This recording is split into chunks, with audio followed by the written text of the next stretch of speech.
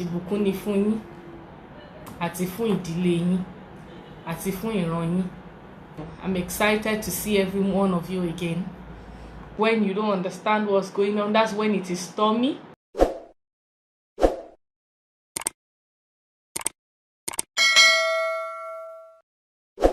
Ọ̀tẹ̀ ló ń jẹ́ ìlú ń pè ọ́, kò sẹ́ni tí ò lórúkọ tiẹ̀, àti wípé ọmọ kì í gọ̀ títí sẹ́ẹ̀ kó gbàgbé orúkọ ara rẹ̀. Ààfin tèmi ò nílò ìdánimọ̀ lọ́jà, tó bá dọ́jà báyìí wọ́n á mọ̀ pé ó dọ́jà ni. Èmi tiyín tòótọ́ Samuel Owóyẹmí, fẹ́lẹ́fẹ́lẹ́ láyé lórúkọ mi, fẹ́lẹ́ ní gbogbo ìyẹn mọ̀ mí sí. Èmi náà kọ́, Ọlọ́run ọba òkè ló fún mi ṣe ní gbogbo ìgbà. I'm excited to see every one of you again. Ibukun ni fún yín àti fún ìdílé yín àti fún ìran yín. This is about seeking God in the midst of chaos. I don't know if you understand what chaos is. That's confusion. That's confusion. That's when you don't understand what's going on. That's when it is stormy. Everything is disorganized. That's what it means.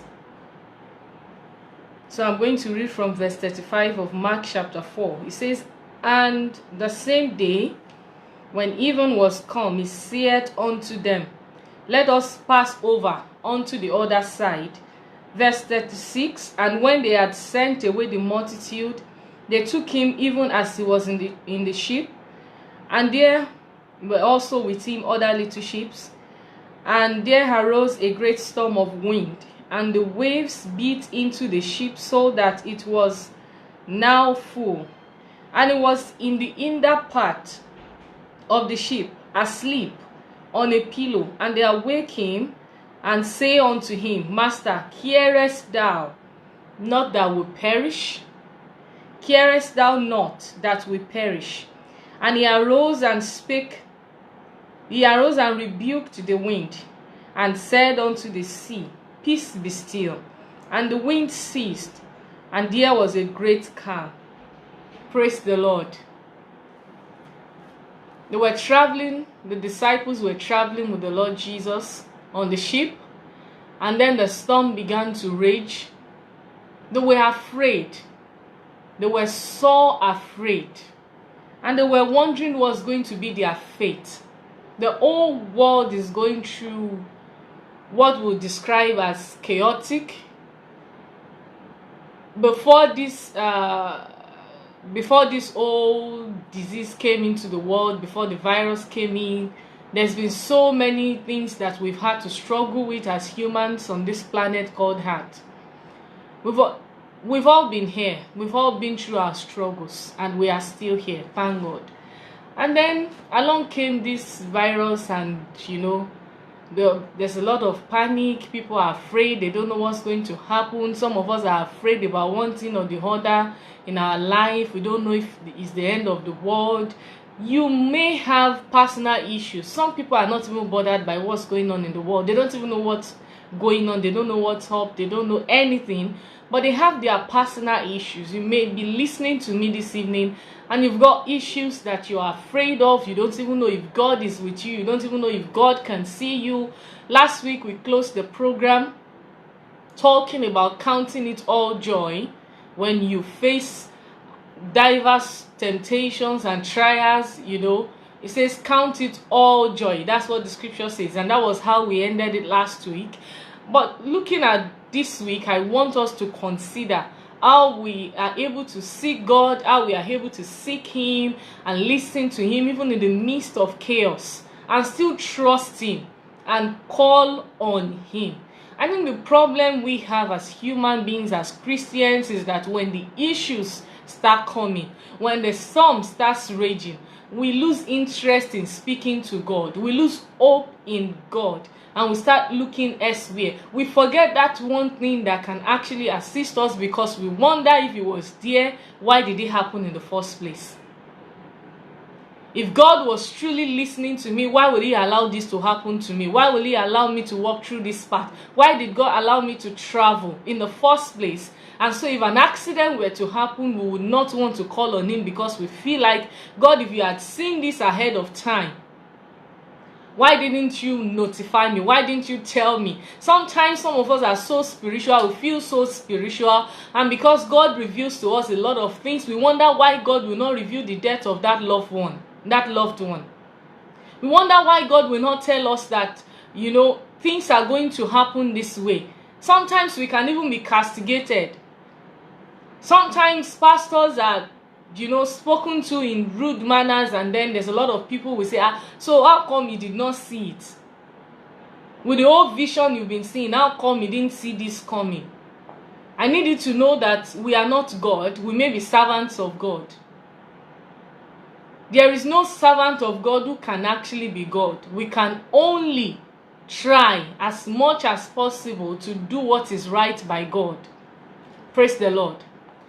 So regardless of what you are going through, no matter what you are going through, it does not matter how stormy that situation is, how stormy that home is, whatever that problem is, it's time for you. It's in that very moment you should start thinking about God, and do not for any reason neglect God. Just because God did not give you an heads up, just because God didn't tell you ahead of time. I said it last week. The children of Israel, they left Egypt. They came and met the Red Sea. I don't know if I said it online or I was speaking to somebody last week, and I said, God didn't tell them that the Red Sea was waiting for them. If he told them, they would not have left. Praise the Lord. If God told them ahead of time, they would not have left Egypt. So if God tells you everything that is going to happen to you, you will die before the problem comes. But there's a reason why God would not speak about it. There's a reason why God will let you come very close to the problem. Because he knows you can cross over. Because he knows you can solve it. Because he knows it's not a big deal. That what you see is not what he can see. The way God sees things and the way he views things is not the same way we human beings will see it. God knows the ending from the beginning. But he doesn't owe you. He doesn't have to tell you the end just before you start. So you have to start first. And then as you get close to everything, as you get close to every obstacle, he lifts them for you.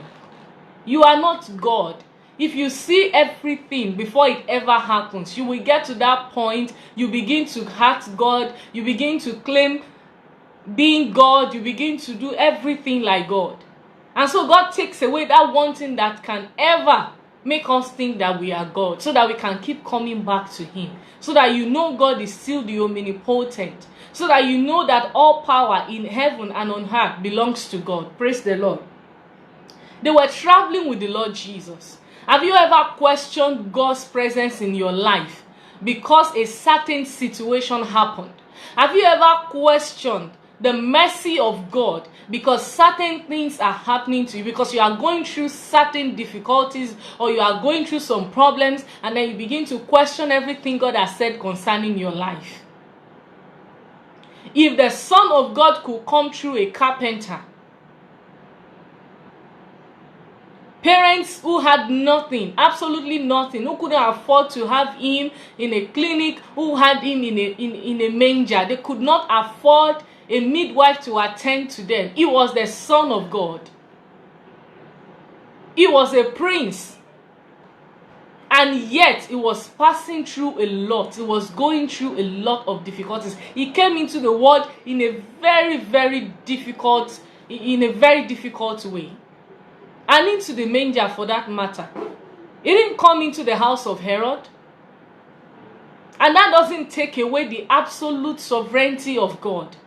It doesn't take away the fact that God is present in your situation. The presence of storm is not the absence of God. Do not allow that problem intimidate you into believing that God has left you. God does not leave his own people like that. He's with you. Even in the storm, he is still God. In fact, he enjoys riding the storm with you. Because for God, it's an amusement park. What you call a problem is actually an amusement park for God. He's with you even in the storm.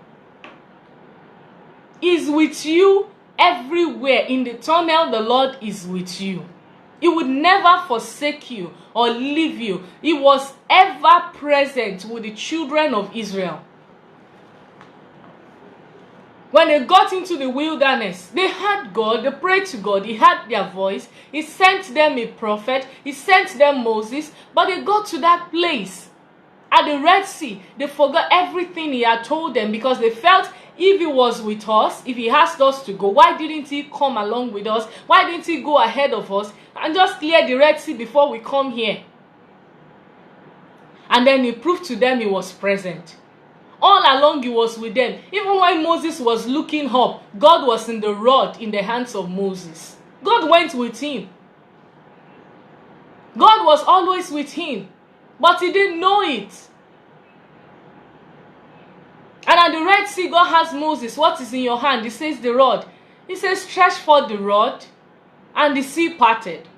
After that stage came the wilderness. They needed water. The Lord was there. But He didn't make sure water was waiting for them. He allowed them to ask for water. And He was waiting to hear what they would say. Most of the time, God wants to see how you will react in that situation. God wants to see what you are going to say. Are you going to deny God? Are you going to stop talking to God? Are you going to go back to your old vomit? Are you going to take to alcohol instead of speaking to the Holy Spirit to comfort you when you are in trouble? God wants to know. Are you going back to that brothel because there is no money and you have prayed to God and you've been serving God and you've been keeping holy and you have stopped prostituting and now there is no food to eat? God is waiting to see, what are you going to do in the midst of the storm? Are you going to deny Him? Are you going back? The children of Israel said, let us go back to Egypt. Life was better in Egypt. We had cucumber to eat when we're in Egypt. God is always waiting to see your reaction. God has moved you to a new level. He's brought you to a place of grace. He has brought you to a place of glory. And then because you are facing some little challenges, you want to turn back and go to where you were before. God is waiting to see how you are going to react. God is going to be very disappointed in you because you ran away just because of a small little storm. The storm will come. He has not promised us that there won't be storm. There will be storm.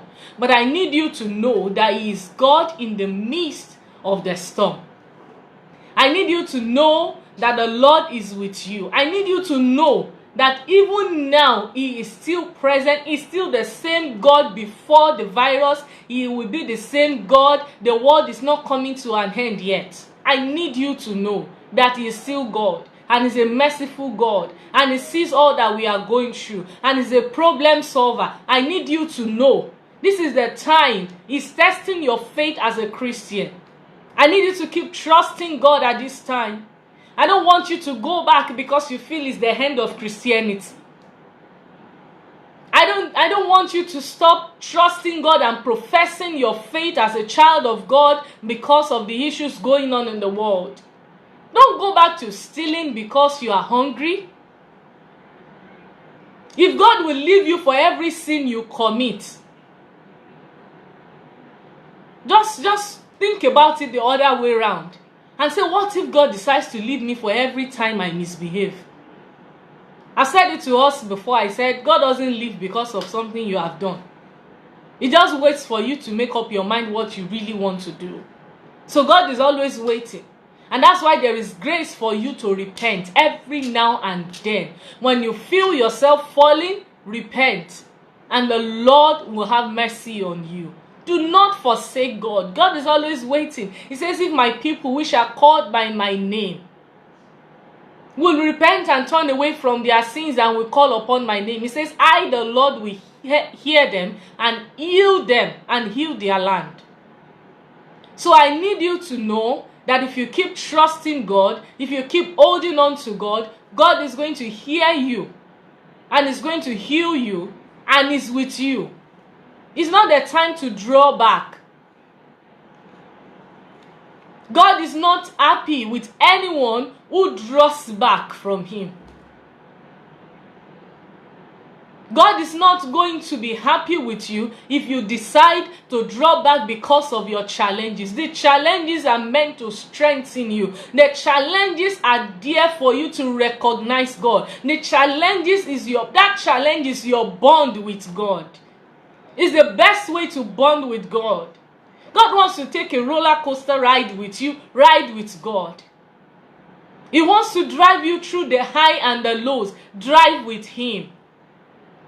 Every day is not going to be all jumpy. When those low moments come, trust in him. Job said, though he slay me, I will trust him the more. The disciples were in that storm and they turned to God. They were in the storm and it was a time for them to turn to God, and they realized that all along, this storm has been here and Jesus has been here. That should mean something to you. That should read meanings to you.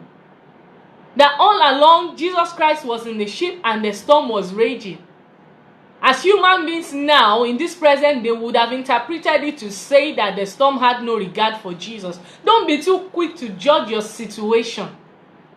And don't be too quick to judge God and how he is going to react. Somebody has done something, someone has cheated you, and then you begin to shout and say, God, avenge me of my adversaries. Go and ask David if God avenged him every time he said it. God did, but it was never immediately. There were times it was immediate and there were times it wasn't immediate in the proper sense. And so you cannot put God in a tight box and tell him to act this way or that way. He decides how he wants to act. Just hold on to your faith in God. David was always praying to God, avenge me of my adversaries. Avenge me of my adversaries. And the Lord decided when to avenge him. So if you pray to God because your boss at the workplace has done something bad to you, don't wake up the following day getting a bad news from your boss' house. Don't wake up expecting to get back to work and he has been sacked from his own position. No. God doesn't work like that. And the judgment of God is not according to our own thinking or how we want it to go. God is not like that. Wait on God. Just because he has been quiet does not mean that he is not God. God can decide to be quiet. You can move from a prophet to another. You can try all the prophets in the 36 states of Nigeria and beyond, and he will still not say anything to you. Will you because of that say he's no longer God? Will you stop worshiping God because you've been everywhere and it seems there is no solution to that problem? Are you going to stop praying because you've been going to the mountain and every year you don't understand? I wish I could explain to you. You will tell God the same thing over and over again and it will still remain just the same way it was. And the devil will start pushing you to doubt the presence of God in your life. As a minister who did ministry for years and is still in ministry, there were times that it got really difficult to hold programs. It got really difficult to sponsor the ministry. It was very difficult, and there were times I almost questioned the presence of God in the anointing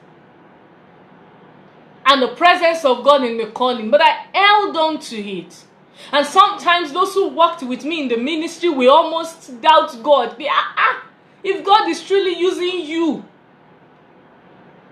I remembered I had a word. A woman said to me, he said, go and look at all the people God has truly called. Before they ask for anything, they have gotten it. They are getting cars as gifts. They are getting houses as gifts. They don't have to struggle to do programs.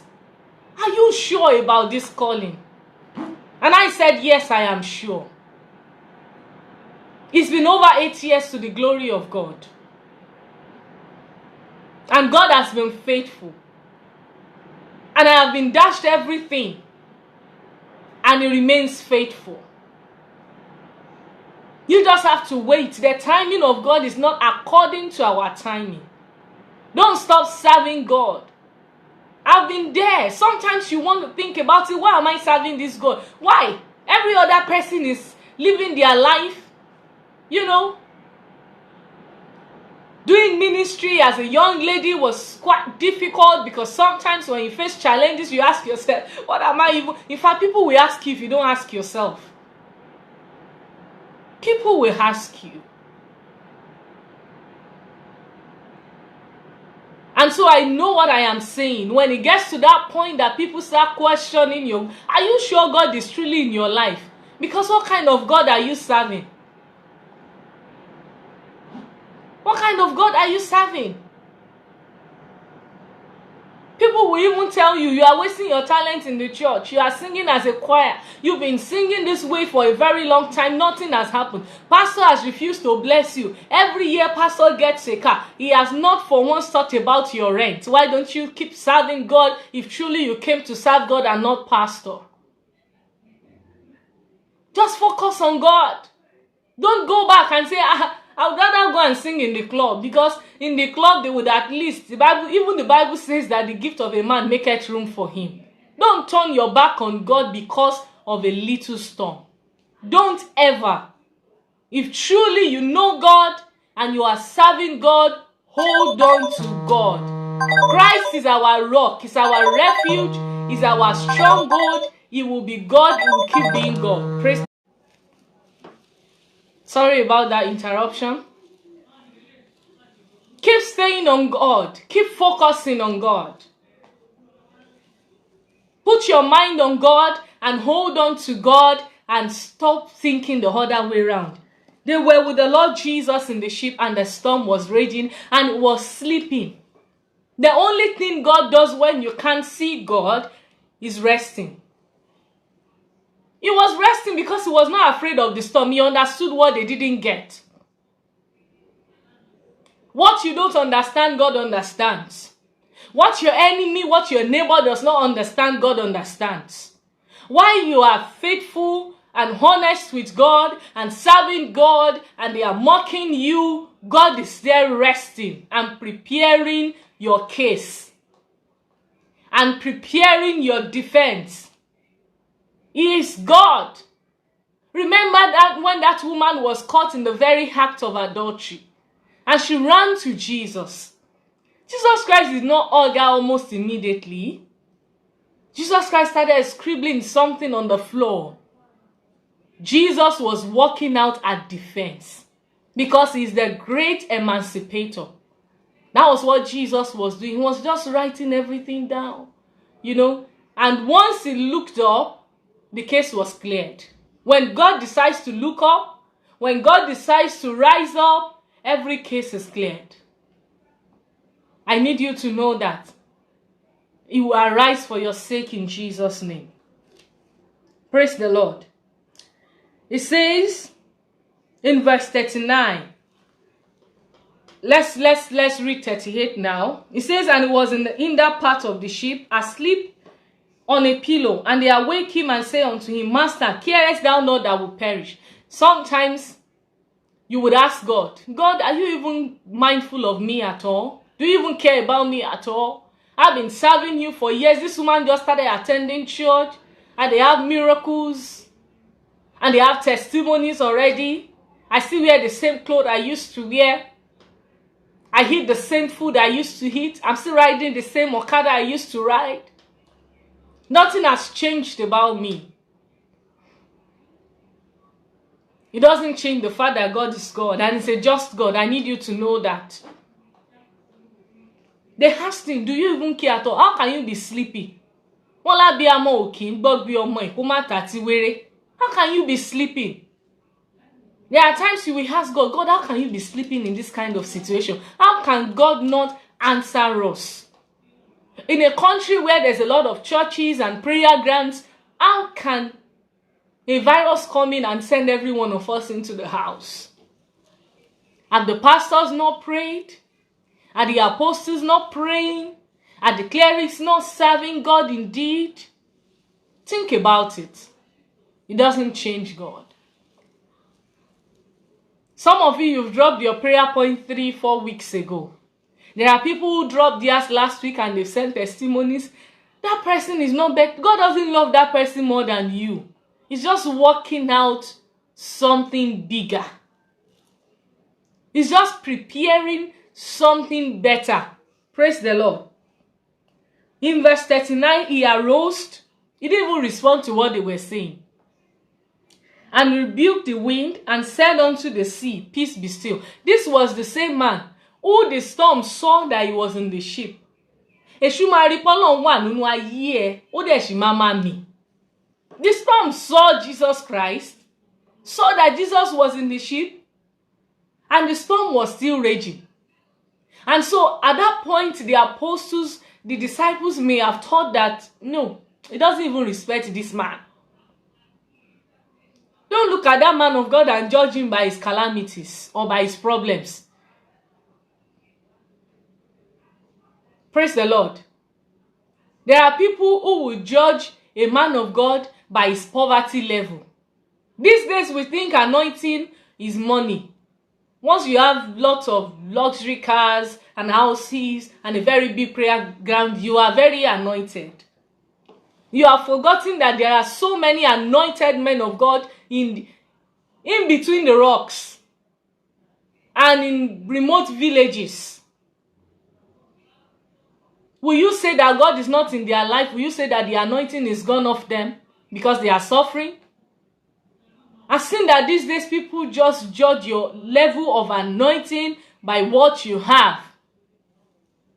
How can you be anointed and you are living in this condition? Praise the Lord. He rebuked the same man who was there and the storm was raging. When it was time for him to send the storm away, God plays with the storm. Praise the Lord. God does what? He plays with the storm. If you know the way God works, you will smile when the storm is raging. Because you know when he decides to rise up, the storm is going to keep quiet. The storm respected him at that very moment. Praise the Lord. And after he had rebuked the storm and said, peace be still, and the wind ceased, and there was a great calm. In verse 40, and he said unto them, why are ye so fearful? How is it that ye have no faith? I want to ask you that same question this evening. Why are you so afraid? And how come you don't have faith in your God? Why are you so scared because of the little things happening around you? Why are you so afraid? Why are you going to die before the problem comes? Why do you think God is not going to save you of that debt? Why do you think God will allow you and your children die of starvation? Why don't you trust God? Sometimes you don't have anything with you and the little you have will be stolen from you. And then you begin to ask God, God, I'm not even asking for too much. This little that I have, you still allow a thief to steal it away from me. Maybe if it wasn't taken away from you, something better will not come to you.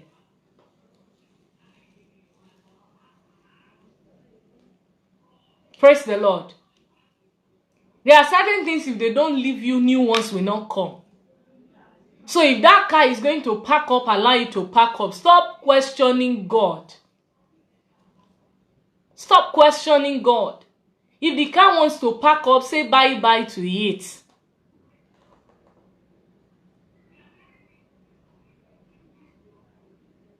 Whatever, even if it's that business, if it wants to collapse, let it. As long as you are sure God is with you. The death of another is the birth of another. Praise the Lord. He would never leave you or forsake you. He is with you in that problem. He's your source. And he will not leave you. He says, why is their faith so little? Praise the Lord. I want to ask you today, why are you very afraid? Why is your faith so little? In 41, it says, and they feared exceedingly and said to one another, what manner of man is this, that even the wind and the sea obey him? Which means they didn't even know who they had in the ship with them. Sometimes you don't know the God you have. You think it's just going to allow you die like that in that situation. One thing I've always held on to is that God will never ever allow his own to perish. Never. He cannot bring you this far and now drop you in the midst of the ocean. He didn't bring the children of Israel to make them starve in the wilderness. He gave them water when they needed it. He gave them meat when they needed it. Clothed them when they needed it. And was light for them. By night, he was their light. And when it was time for them to cross over, he moved them over. Praise the Lord. And they arrived where God wanted them to be. Stand with God. Trust him. Don't go back. Don't draw back. Don't cry over a spilled milk. Don't cry over it. Look forward. Look ahead of you. God is moving. Don't remain stagnant. Praise the Lord. Don't remain what? Don't remain stagnant. Between Saul and David, Samuel was weeping over Saul because Saul felt like the only good thing that has ever happened to Israel. Because Saul was such a great and perfect king that Samuel could not understand why God was done with him. And he was wondering where he would find another that is qualified. And he began to weep. And the angel of the Lord came to him and said, stop that. We have moved on. Go into the house of Jesse. I have found for myself a king. The things you think is your responsibility is actually God's responsibility. You are just being overzealous about it. So lay all your fears, lay all your burdens down at the feet of Jesus. Let him take care of it for you. Stop stressing yourself. Those children you want to take care of, God is going to take care of them. He didn't give you those children so that they can suffer. There are people begging for the children and they can't have it. So stop worrying to death. Allow God in your life. There's a reason why God will allow that situation die. Because another is coming. There's a reason why God actually let go of Saul. Because there's a David who was nursing in the wilderness. Because he was already teaching a David. As Samuel rose up and went into the house of Jesse, and a new king was born. Praise the Lord. I don't know what's close to death in your life and you are so afraid to let go of. Allow the worst to happen and the best will show up. God bless you for listening this evening. I tell you today, whatever that situation is, no matter the problem, no matter the height it has gotten to or the depth it has gotten to, I need you to know that as you hold on to the hem of his garment, if you can't get the whole of him, just hold on to him. Don't draw back. Don't go back to smoking because business is bad and you've been serving God for a while. You've been stinking for a while. Don't go back to taking drugs because you've stayed on God for a while and things are just going worse. Just hold on to God and see if God is not planning something better for you.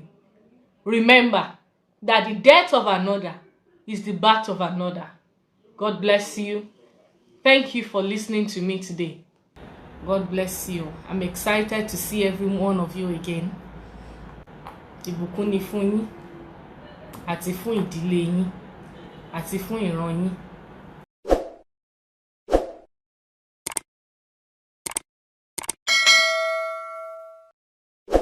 ọ̀tẹ̀ ló ń jẹ́ ìlú ń pè ọ́ kò sẹ́ni tí ò lórúkọ tiẹ̀ àti wípé ọmọ kì í gọ̀ títí sẹ́ẹ̀ kó gbàgbé orúkọ ara rẹ̀. ààfin tèmi ò nílò ìdánimọ̀ lọ́jà, tó bá dọ́jà báyìí wọ́n á mọ̀ pé ó dọ́jà ni. èmi tí ń tòótọ́ Samuel Owóyẹmí, fẹ́lẹ́fẹ́lẹ́ láyé lórúkọ mi, fẹ́lẹ́ ní gbogbo èèyàn mọ̀ mí sí. èmi náà kọ́, Ọlọ́run ọba òkè ló fún mi ṣe ní gbogbo ìgbà.